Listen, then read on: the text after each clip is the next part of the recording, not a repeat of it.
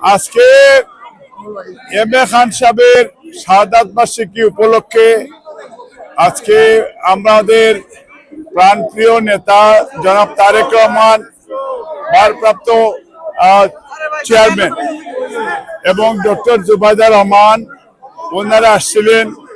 M A খান স্মৃতি সংসদের পক্ষ থেকে ওনার জীবনের উপরে ডকুমেন্টারি এবং আলোচনা করা হয়েছে এবং আমরা সবাই স্পেশালি এম এ খান স্মৃতি সংসদ যুক্তরাজ্য শাখা ওনার জন্য দোয়ার আয়োজন করেছে, কোরআন খতম করেছে এবং এবং এবং এইখানে কিছু তবরুকের ব্যবস্থা করেছে।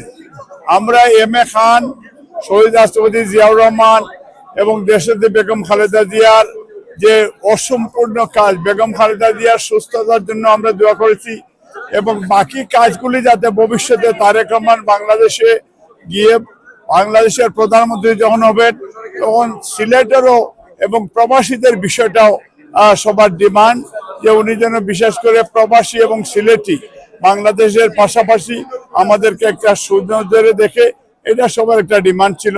আমরা আল্লাহ তাআলার কাছে যারা এই পৃথিবী থেকে চলে গেছে তাদের আত্মার মাগফিরাত কামনা করি।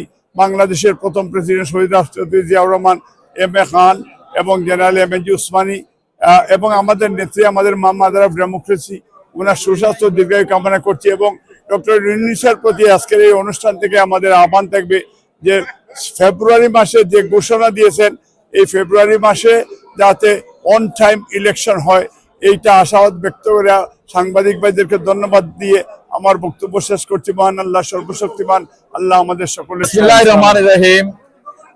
সম্মানিত বয়েস, আপনাদেরকে ধন্যবাদ। প্রথমে অনেক টিভি এখানে দেখছি, মাহবুব আলী খান স্মৃতি সংসদের আজকের যে প্রোগ্রাম আপনারা দেখেছেন, বিশ্বের মানুষ দেখেছে আপনাদের মাধ্যমে। আপনাদেরকে ধন্যবাদ দেওয়া লাগে প্রথমেই।